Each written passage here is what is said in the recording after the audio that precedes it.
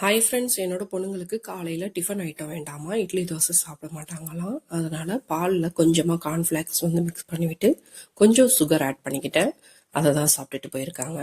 இப்போ carrot rice செஞ்சிடலாம். 1 table spoon எண்ணெய் சூடானதும் கடுகுளுந்து பொரிய விட்டு கருவேப்பிலையும் பொரிய விட்டுறேன்.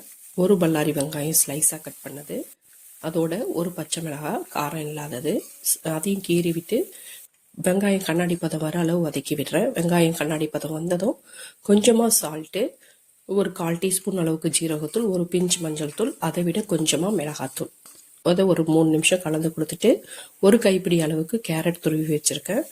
அதையும் இந்த ஆனியனோடு சேர்த்து நல்லா மிக்ஸ் பண்ணி விட்டுடலாம்.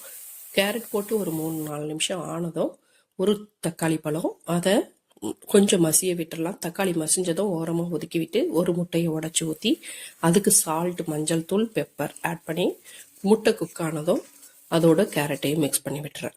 இப்போ தனியாக வடித்து வச்சிருக்கிற ரைஸ் தேவையான அளவு சேர்த்து நல்லா மிக்ஸ் பண்ணி விட்டோம்னா அருமையான கேரட் ரைஸ் ரெடி. குட்டீஸுங்களுக்கு ரொம்ப பிடிக்கும். கண்டிப்பாக ட்ரை பண்ணி பாருங்கள். லைக் பண்ணுங்கள், சப்ஸ்கிரைப் பண்ணுங்கள், ஷேர் பண்ணுங்கள்.